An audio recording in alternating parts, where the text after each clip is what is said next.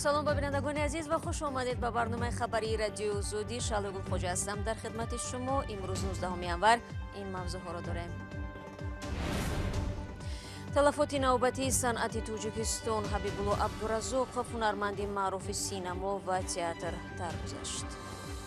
مثلا بایگانی تاجیک فیلم رو ببینین، کل فیلم های استاد حبیبالله، خب تئاتر که دیگر بودگی است. مبلغ برای وضع خدمت حربی قانونگذاران توجیک تغییر و علاوه ها به قانون خدمت را بررسی دارند. و تاجران بازار مرکزی شهر سرافشان از زیاد شدن نرخ اجاره دکان ها شکایت میکنند و رئیس بازار میگوید عملی غیر قانونی نکرده است.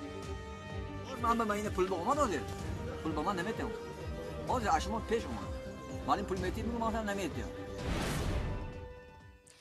امروز حبیبالله عبدالرزاقов هنرمند معروف سینما و تئاتر این عالم را ترک کرد و او را در آرامگاه لوچوب به خاک سپردند. سالهای اخیر بیماری به حبیبالله عبدالرزاقов اجازت نمیداد که به فعالیت ایجادیش ادامه بدهد. اما با این هم نقش‌های ماندگار او در تئاتر و سینما نامش را در صحیفه های تاریخ و هم دل مخلصان برای همیشگی ثبت کرد. مولا رجب یوسفی و شهلای عبدالله در مراسم ویدو با این چهره سرشناس تاجیکستان شرکت داشتند. هنرمندان شناخته تئاتر و سینمای تاجیک برای ویدو با حبیبالله عبدالرزاقов به نزد منزل او آمدند.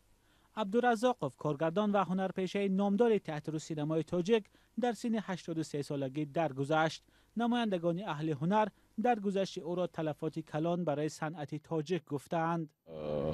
حبیبالله عبدالرزاقов از قبیل اون هنرمندایی نیست که مثلا ورق زنیم از کجای پیداش کنیم. شما مثلا بایگانی تاجیک فیلم رو ببینین، کل فیلم های اصلا خیلی خوب در اجرای نقش های اول از جانب استاد حبیبالله. خب تئاتر که دیگر بودگی است. حیف که از میان ما رفت. حبیبالله عبدالرزاقов چند سال اخیر بیمار بود و در پرده سینما و تئاتر ظاهر نمیشد. او وقت خود را بیشتر در خانه با مطالعه کتاب و تماشای دوشنبه نو سپری میکرد. نقش‌های عجایب و غرایب را بازی کنم.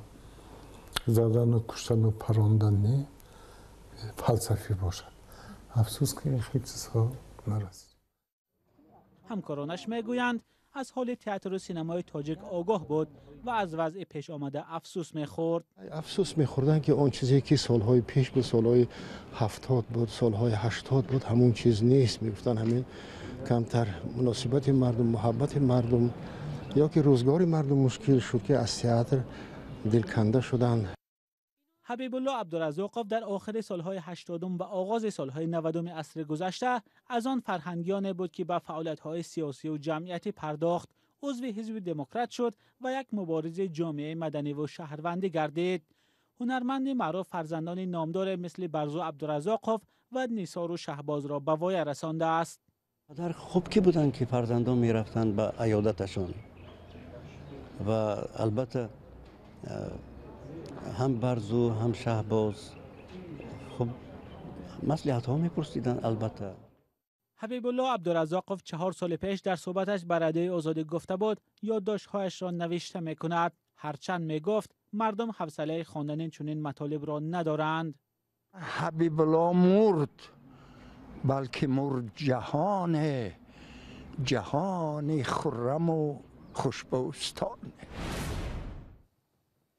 جوانانی که در ارتش تاجیکستان خدمت کردن نمیخواهند بیگزار مبلغ سپارند. وارد کردن چنین تغییرات به قانون درباره عهدهداری‌های حربی را در شورای پارلمان رئیس کمیته نمایندگان عاید به ترتیبات حقوقی مدافع و امنیت پیشنهاد کرده است.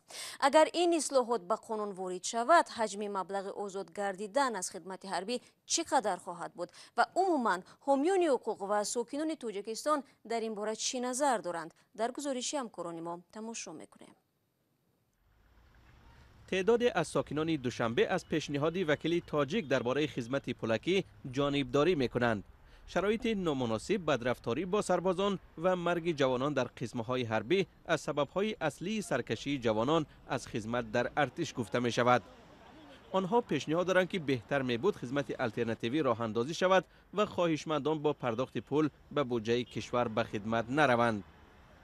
به نظر ما با پول میشود.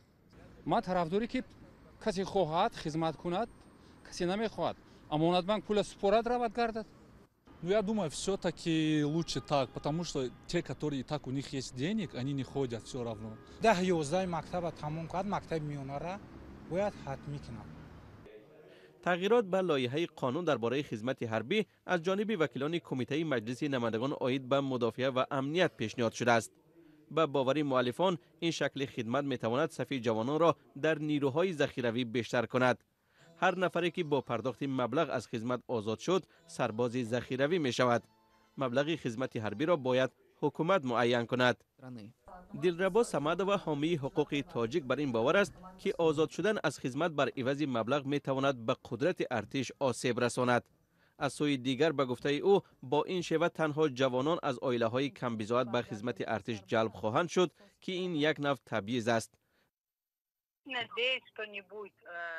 امیدوارم که چنین نخواهد شد. منطق این کار معلوم نیست. شهروندان را نباید به یک منبع اندازه‌سپاری یا پر کردن بودجه دولت تبدیل داد. نباید این کار را قانونی و ارتش را تبعیض‌آمیز کرد. دلربا صمدова میگوید اگر جامعه شهروندی و حامیان حقوق برای تهیه طرح قانون جلب نشوند به احتمال زیاد آن لایحه تبعیض‌آمیز و یک راه پر کردن بودجه می شود.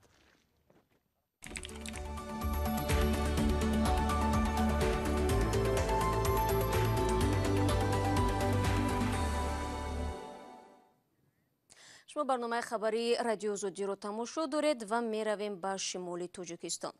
تاجران بازار مرکزی استرافشان رو بالا بردن اجاره دکانهایشان آزرده کرده است. در این برابر صاحبکاران برای خدمات کمونالی و بهداشتی نیز مبلغ جمع می کنند که به گفته آنها افزایش خرجشان به شبهه به نرخ مال و محصولات نیز بی تاثیر نمی ماند.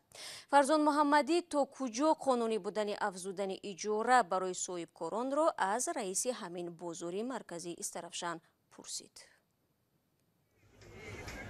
تاجران و صاحبکاران بازار مرکزی شهر استرافشان از بالا رفتن اجاره دکان و رسته در اینجا شکایت میکنند. آنها میگویند در 3 ماه اخیر بار دوم قراردادهای یک ساله تغییر داده میشوند و خراجات را به درجه رساندند که تجارت آنها فایده نمیآورد. شرطنامه ما 650 سومون بود.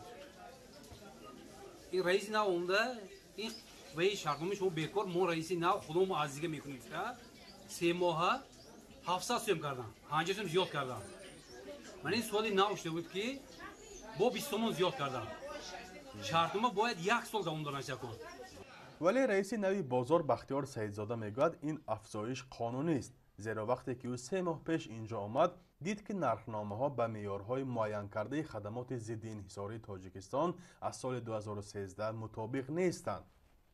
در بازار شهر استرافشان اومد اگر یک مول شب نگهداری مول محصولات مردم اگر به اینوبت بگیریم با 1 متر کوادراتی که اومد معین شده است در شبانه روزی 1.5 سومانی در مجموع در دکان‌های بازار در 1 ماه 30 سومانی پرداخت می‌گردد که این خیلی هم مبلغ ناچیز میباشد برای فعالیت امروزه بازار. برای اجاره بگیریم اگر در 1 متر کوادراتی بازار نه کم از 30 سومانی گفتگی معین و تحصیل گردیده است. یگم دکان بازار شهر استرافشان به معیار به طلبات معیار جوابگو نیست. بلند شدن نرخ اجاره و خدمات بازار را فروشندگان بیشتر خودسری رئیس نو میشمارند و قبول ندارند. من به این پول با من داده. پول با من نمیتونم. باز اشما پیش اومد. من این پول میتونم میگم من نمیتونم. 300 نمیتونم. 400 نمیتونم. عزیز جان رجبوف در این بازار نانوای است. وی به علت بیماری سرطان 7 مرتبه کیمیا درمانی شده، همچون معیوب گروه دوم 108 سومانی نفقه میگیرد. ولی ماهانه برای این دکان نانپزیش 120 سومانی انداز می سپارد. ماموران بازار به آن نیز گفتند که اجاره پولی زیادتر دهد. با من سال نوشید که با خویش کردم. 5 اول 350 میسپردم با میگفت با 500 میگه میسپردم. چیکار کنم سپرده نمیتونم من 350 سوم شودانم سپرده نمیتونم دولینگا نام میکنم اردو قیمت شد کومرو قیمت یگان کس گام نمیزنه دیگه کومر 200 سوم شده دیگه اور 260 سوم شده دیگه یعنی دیگه نو 300 نام میشه دیگه 300 سوم پول میشه دیگه вообще توری نانداز شرایط اونجا بازار مرکزی استرافشان تابع اتفاق تاجیک مطلوبات است و شماره دکانهایش بیش از 450 عدد را تشکیل می‌دهد. فروشندگان میگویند در حالی که به علت همهگیری کووید 19 و بسته بودن مرزها مال کم میآید و مردم هم قدرت پیشینه خریداری ندارند، دولت باید به آنها کمک کند و از ورشکستگی حفظشان نماید. هم دولت‌ها دستگیری کردند خلق حاضر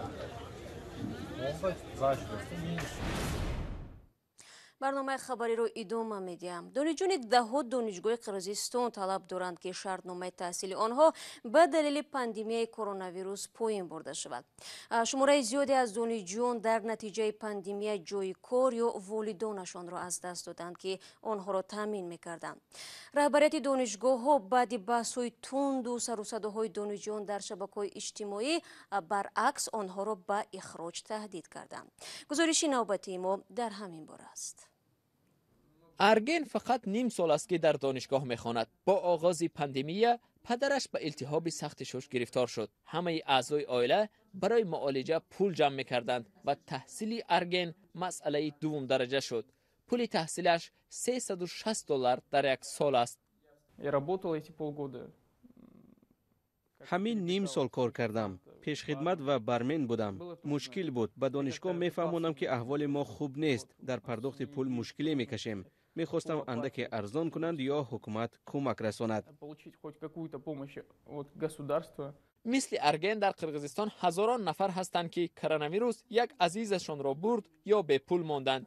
از بس که به گفته آنها رهبریت دانشگاه ها هیچ گذشته به آنها نکردند، یک جایه شده در شبکه‌های اجتماعی گروه ساختند و 5000 نفر را جمع آوردند. نشان هم دادند که در چه شرایط زندگی میکنند. بوی بد میدهد، از سقف آب میچکد. بخاری ها کار نمیکنند. نه، کار میکنند. این پیشرفت است. دانشجویان میخواهند که حق تحصیل 2 برابر کم شود و با این طلب تا نزد وزیر معارف و رئیس جمهور رفتنی هستند. صادر جبارов المسبک بیشینالیویچ خواهش میکنیم مسئله ما را حل کنید. آخر ما آینده کشور هستیم.